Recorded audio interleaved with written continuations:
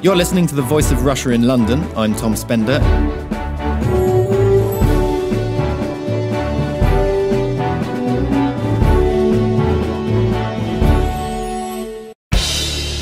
Today we're talking about the music streaming service Spotify and whether it and similar services are bad news for musicians. The Swedish music streaming service Spotify has just reached its 5th birthday. It claims 24 million users, including 6 million who pay for its premium service, across 32 countries, and has streamed 1 million years' worth of music. But there is discord over whether or not Spotify, and other services like it, are a good deal for the musicians themselves, particularly emerging artists. Artists earn small fractions of a cent per play, which suits established bands with popular back catalogues, but is seen as undermining new artists who might have made more money if fans were buying their music outright. Celebrity musicians have weighed into the debate. Tom York of Radiohead has described Spotify as the last desperate fart of a dying corpse, arguing that it is a gatekeeper getting between new musicians and their audience. However, Spotify says it paid out $500 million in royalties in 2012, and it is being seen as responsible for increasing overall revenues from recorded music in its native Scandinavia. So, is Spotify supporting new music or strangling it? With me in the studio to discuss this are Liz Stokes, who is news editor at the website Record of the Day, and Steve Kelly, a guitarist and music producer whose band Goodman Ray is not on Spotify. And on the phone, we have Marc Marot, who is chairman of Crown Talent Management and the former head of Island Records. So, Steve, I think you're a musician. Let's start with you. Just take us through how Spotify would affect your career as an emerging artist if you were on it. Well, Spotify would obviously represent a large amount of the way that people would potentially listen to our music. I think recently Pink Floyd have joined Spotify after several years of refusing to do so. So, for example, 1 million plays of Wish You Were Here by Pink Floyd works out at £3,800. You know, if that's what Pink Floyd are getting, then you can imagine there's not really a lot of the pie, so to speak, to go around for newer bands. Whittle that down to something like 74,000 plays. There's an artist I was reading about last night. 74,000 plays works out at $218 for those plays. So the amount of times people are listening to it is good, obviously, and that would be good exposure, but it wouldn't really represent an actual sustainable way of living as a band. Is that the reason for your not being present on Spotify then? You can't just get on Spotify as an unsigned band. You still have to go through distribution, which costs money as well. There are other sort of online ways of getting your music online, such as iTunes, etc. At the moment, this is the best way of doing it for us to be on iTunes. And what's the difference between iTunes and Spotify for a band such as yours? The difference is Spotify is a website that you can go to. You can either join for free and you can download songs that are interspliced with advertising, and you just listen to the music, so you don't have to have a CD collection or space taken up on your iPhone, etc. with files. You just listen to them through their website. So you never own the music, you lease it. And iTunes allows you to download and own the music, so you could theoretically do what you like with it after you've paid for it. Okay, so we've heard there Liz Stokes from a musician who says that Spotify simply wouldn't guarantee enough of an income. What do you make of what you've heard, and what do you think about Spotify in general? From my point of view, obviously I'm not a musician, I'm sort of more on the outside, but I think looking at Spotify as a shop and as an income is probably the wrong way to look at it. I think you have to look at it as a shop front. It's a way to promote your music, it's a way to promote your band, and it's something that you have to use in that way rather than using it as an income. As you said, you can't make that money from it necessarily unless you're a big band. But maybe if you take things from a different angle and take it for what it is, you can get more from it. So are you saying that in your view, therefore, Spotify is a good thing? I do. I fully believe in Spotify. I think as a way to discover new music, from an outsider's point of view, to be able to have that option to experience something without having to commit to it financially is an amazing thing to have. Okay. Marc Marot, is Spotify indeed the last desperate fart of a dying corpse? Well, I think that's slightly over-egging the pudding, but I think that to examine Spotify and to really understand where it fits into the world, really, you've got to also examine what's gone wrong with the music industry. which Tom is really referring to. The problem is that in 2000, which was after 10 years I ran Island Records, I quit and started my management company, the recorded music industry was a $40 billion industry. And now here we are in 2013, a mere 13 years later, and it's a $16 billion industry. It's lost huge volume, and it's lost it through all sorts of different ways. It's lost it through peer-to-peer file sharing and theft. It's lost it through loss of control of its pricing, which is iTunes, letting iTunes dominate effectively. And it's also lost it through a completely changed consumption model for youngsters, effectively. So Spotify fits into that world in a way that works for discovery. It's a useful tool for helping people to discover music. I'm slightly ambivalent about it. I like the idea of moving towards subscription models, so not necessarily just Spotify. There are various different models out there like Deezer and Radio and things like that, RDIO I think it's called. There are various different models out there that I think are worth looking at, which are subscription-based. And the concept of that is that if you have 100 million people paying $4.99 per month for music, and that is equally and fairly shared around, and I use the word fairly advisedly, then you've got a serious new model going. The trouble is, at the moment, is that while Spotify, they pat themselves on the back and say they distributed $500 million, and that sounds like an enormous amount of money. When you think that the industry has lost, nearly $25 billion over the last few years, $500 million is a drop in the ocean from my point of view. I'm always tickled when I receive these incredible royalty statements that show what activity my artists, we manage Jessie J, for instance, it shows us what activity we've had on Spotify. When you look at the actual bottom line and see what we earn, it's pretty pathetic, really, compared with every other form of income. The music industry has obviously struggled to react to the internet in general. What's it done wrong, do you think? It was incredibly slow in recognizing that consumer activity would change. It just simply buried its head in the sand in the late 1990s. And it's been well examined. There were plenty of warning signs, but the record industry failed to license itself into some of the new models early enough, and that, in fact, encouraged people to steal in many respects because there was no way that you were able to buy. So the record industry wasn't very, very adroit at actually adapting itself, but it's really caught on now. The trouble is that for all of Spotify's figures, there aren't enough people on the service to really yet hit scale. It thinks it's hit scale, but it hasn't hit scale because it hasn't been able to provide enough of an alternative income to the record industry to be able to compensate. And I also do feel very strongly that it is weighed very heavily in favor of the successful big acts and very heavily against small alternative and independent acts. And I think that's a real worry too, because one thing's for sure in the record industry is that one of the ways that the major labels has compensated for this loss of income is that it's become incredibly conservative, and it's not serving consumer choice because in many respects it's just going for the money, and it's going for conservative choices where effectively it knows it's going to be successful, so therefore it's not running the kind of risks that, frankly, my generation took in the 1990s, where A&R was an entirely different process. You're listening to The Voice of Russia in London. I'm Tom Spender, and today we're talking about the music streaming service Spotify and whether it is bad news for musicians. With me in the studio are Liz Stokes, news editor at the website Record of the Day, and Steve Kelly, a guitarist and music producer for the band Good Man Ray. And on the phone we have Marc Marot, chairman of Crown Talent Management and the former head of Island Records.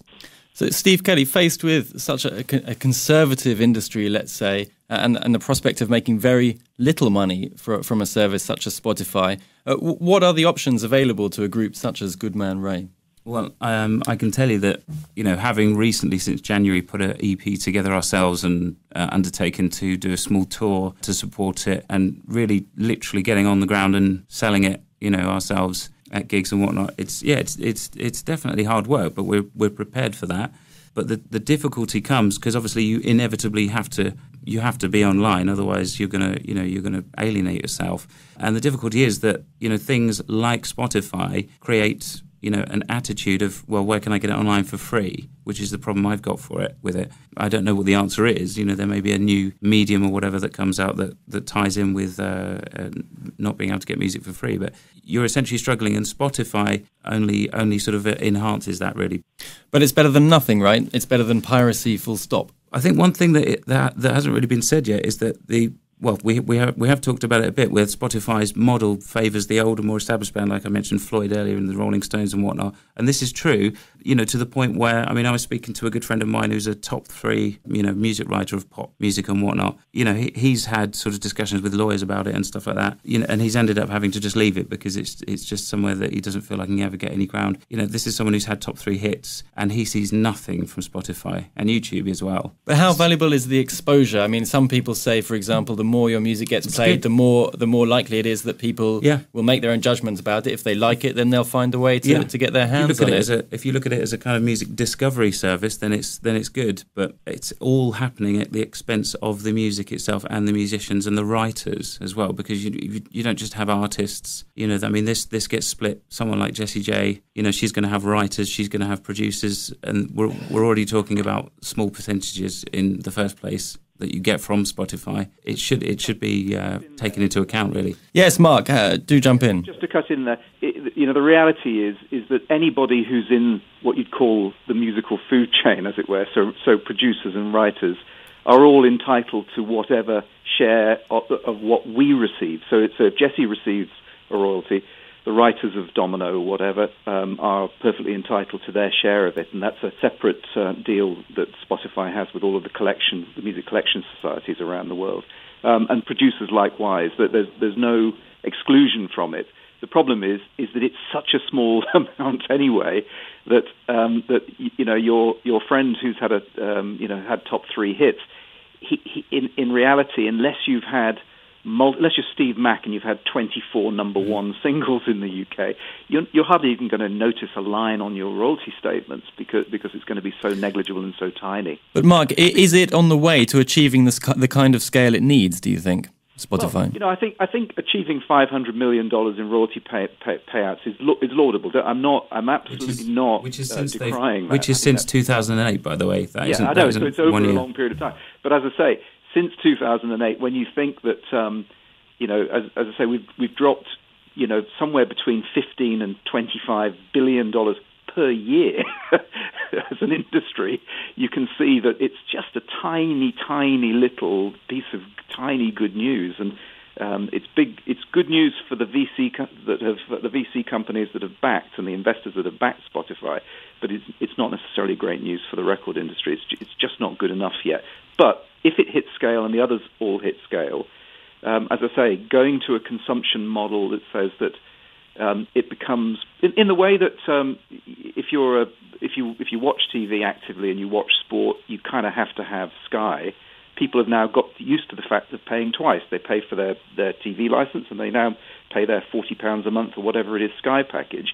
If, for argument's sake, every household in Britain and then every household in the developed world started accepting paying £4.99 per month for their music consumption, and again that's fairly distributed, well then you're in business. That's actually more than the average person would normally have spent on CDs 15 years ago.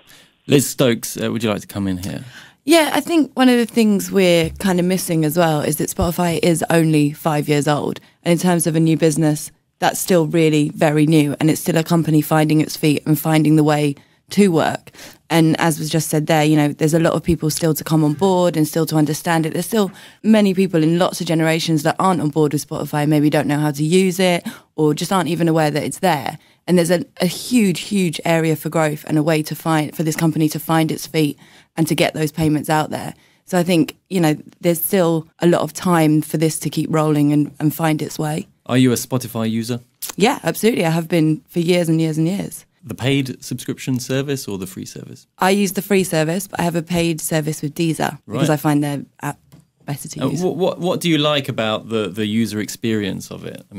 I like not having to commit to something straight away, to be honest with you. Obviously, not everyone has an awful lot of money these days. You know, the recession's been talked about over and over again. And to have to commit to an album in that way straight away is something that not everybody wants to do anymore. So, for instance, someone like Gregory Porter, whose album came out recently, I'm not a huge jazz fan. I have some interest in it, and it's not something that I would necessarily invest in. But to have that ability to go and listen to that album without having to pay all that money out straight away was something that I'm really interested in. Even with something like the Arctic Monkeys' latest album, who I really like that band, but I still wanted to hear it before I paid that money. You'd go into a shop and you'd try a top on before you bought it. I think it's akin to that, to be honest. Fair enough. Try before you buy, Steve. Well, yeah, go to gig. No, I think as well, I can see what's good about Spotify. I've got it as well. I don't use it. I don't pay for it. But even if I need to buy something for, if it's repertoire for, say, you know, some sort of gig or something like that, and I need to listen to the song to learn it or whatever, I'll get the music. You know, I'll buy the music, I'll buy the song. Because for one thing, you know, if you're trying to do something professionally, sometimes you can't rely on internet connections and whatnot. If you've only got a certain amount of time you need to learn a song or whatever, I'll buy it anyway. But morally as well, I'll buy it obviously because I'm a songwriter.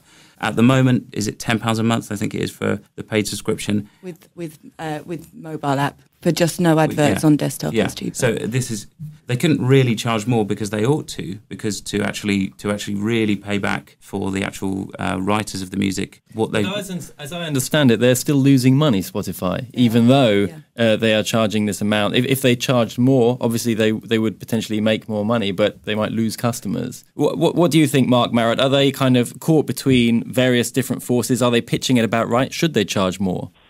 Well, they're trying to change a consumer habit, you know. So that is slow and it is expensive. I'm slightly baffled by the fact that they're losing money, because they're certainly getting the throughput, and they're certainly getting the subscribers. Well, I think they claim that 70% of their revenue is then paid out again in royalties to rights holders. You know, they're lucky by being able to retain a 30% margin. I think a lot of retailers would have been very happy to have retained a 30% margin.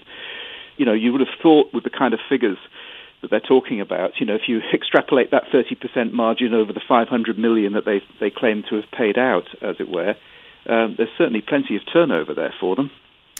All right, Liz Stokes, you know, we've heard that in Scandinavia itself, although it's a very tiny market, you know, Norway, for example, it only has a population of a few million people. On the other hand, revenues from sales of recorded music are up almost 20% there, I believe. And 66% of all revenue comes from streaming services. I suppose the question is, are we all potential Scandinavians, or is Scandinavia Scandinavia and the rest of the world simply something different? Well, I think every country is going to be different. We all have a different consciousness. We all have, you know, a different way of working as a country.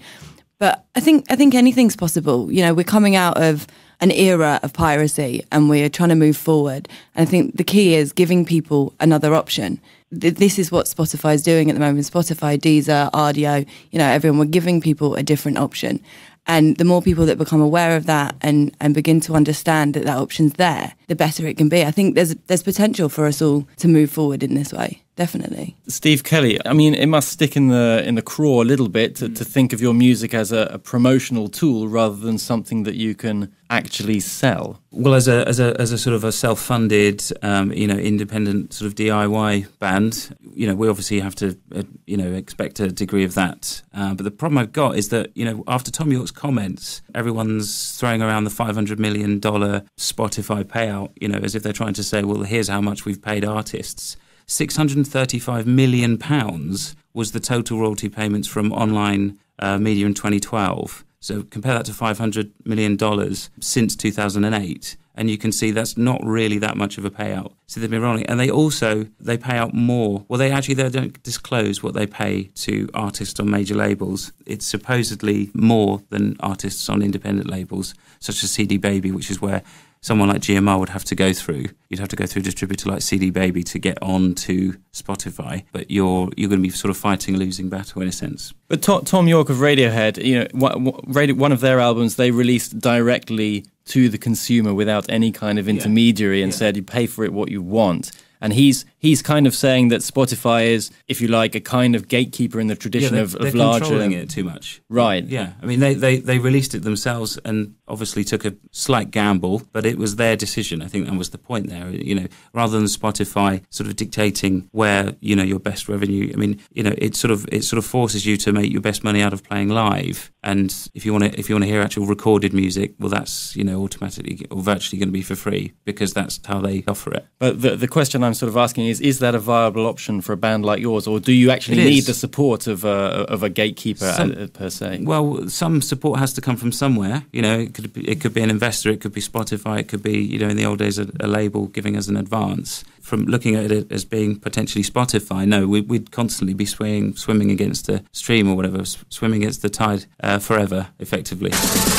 You're listening to The Voice of Russia in London. I'm Tom Spender, and today we're talking about the music streaming service Spotify and whether it's bad news for musicians. Marc Marot, what do you think about the situation of a new band? Does it need a record label? Does it need a distribution service like Spotify? Or is the future actually something without any of those things? It's all very well Tom York or Trent Reznor of Nine Inch Nails and people like that talking about the fact that you can do it yourself.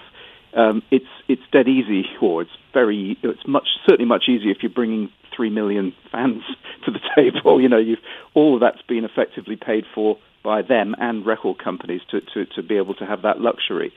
But there is a really, really interesting case that's been quite overlooked, I think, in the music industry this year, which to me is the new model pulling up at the curb and stepping out onto the red carpet, and that's Macklemore. Macklemore's really well worth looking at. It's one of the huge breakout success stories of this year.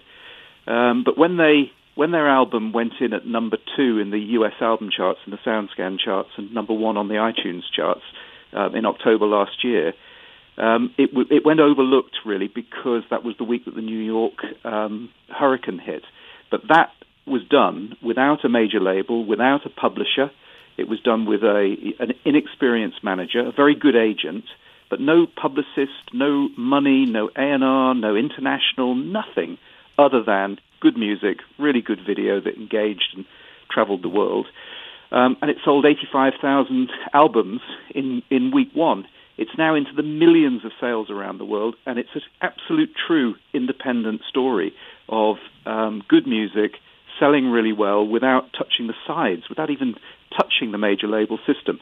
And they had distribution, but the distribution that they chose, they negotiated really, really tight deals. And, for every $10 of iTunes turnover, they're probably making $6 an album, and they're into the millions of albums now.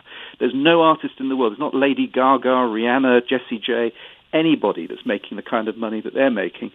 And they have done it entirely themselves. It's got to be celebrated. What was the most important element of this self-publishing and promotion thing? Like, what was the single thing that made it work, do you think? It's something that I always have to talk to my artists about. It was absolutely, basically, what we always have to think about, which was a bloody great song, a fantastic song, Thrift Shop.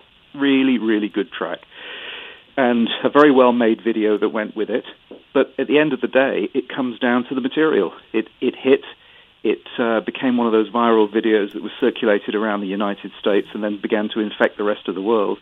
But it just started with a hit song. But on the other hand, some people, such as Tom York and I think his colleague on his new band, they argue that songs, for example, such as some of the Pink Floyd hits from the 1970s, they say they would never have emerged at all in today's environment because there just isn't a supportive enough environment for them. Do you worry that this is the case, that there are, obviously, some quality will get through, but there's a lot of material that will just never see the light of day, which would become popular?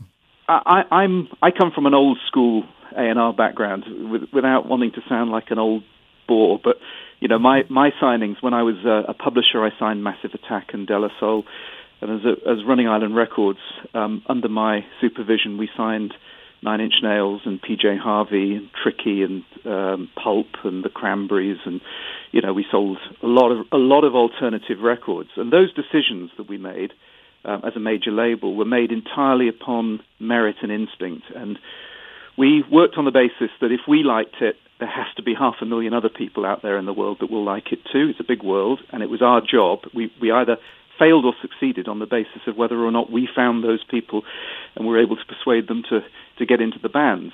Nowadays, it's one of the downsides of the internet is that we live in an entirely measured world. So when we're developing an act and we're taking them into record companies as a management company, we're faced every single time with the same issue. How many Facebook likes have you got? How active is that audience? How many people are talking about it? What's the Twitter following? How many YouTube videos have you had? Viewings have you had? And it's so boringly predictable, and it's what we have to contend with as a major management company, even when we're developing alternative acts. We have to really, really be able to prove the case before an A&R department will consider signing an artist.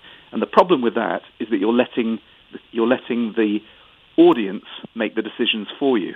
You're letting consumers make decisions for record companies, because to have got that level of Facebook likes and that level of development, the audience has to be there. It's almost as though record companies want the name and address of who they're going to be selling the record to in order to be able to help them make decisions. And that, for me, is fundamentally flawed, because the key thing that's happening there is that in letting the audience decide what gets signed, audiences tend to go for things that are familiar and recognizable. So what Tom York's referring to is that within the major label system, a lot of things have become conservative and have become fashion follow monkey, because they're not able to take risks because the audience is at first not telling them to take risks. Liz Stokes, the customer is always wrong. What do you make of that? The customer is always wrong. I'm not sure, but I think with regards to the record labels not taking risks and things like that, I think this is where management has really stepped in. You tend to find now that a band will have an absolutely amazing management before they have a record label. And I think maybe that's where the music's going. And I know certainly people that I've spoken to from our point of view, it's like social media statistics are becoming sort of less and less important almost, because you want something fresh and something new that you can launch into the market and really market as in something new, because that's what's cool now. New music is cool. You want to be fresh and straight out of the box. And I think with regards to Spotify not offering that kind of level of engagement for new bands, it's something that every streaming service is working on. Discovery is a massive thing. Algorithms aren't necessarily working for consumers. So Spotify, for instance, just launched Spotify Spotlight, where, you know, they're putting someone on the front page of that and trying to launch careers of new people that they've got on board. And I think it's something that all streaming services are really working hard to make happen. Steve Kelly, finally, have you got a bloody good song? Absolutely. We definitely have, yeah. And may I say, you can check us out on iTunes if you look for the Goodman Ray I Am I single. Facebook likes, Twitter followers not so interested, or is that something you really work hard on? No, we do. We're I mean, as of right now, we're writing more new material, but when we're in sort of, you know, the PR mode and all of that, yeah, I mean, we've got obviously a healthy Facebook page as it is, and websites and all that sort of stuff, so you can check us out at wearegmr.com. Well, best of luck, Steve. All right, that was Steve Kelly, a guitarist and music producer whose band Goodman Ray is not yet on Spotify. Also in the studio was Liz Stokes, news editor of the website Record of the Day. And on the phone we were joined by Marc Marot, who is chairman of Crown Talent Management and the former head of Island Records. Thank you all very much.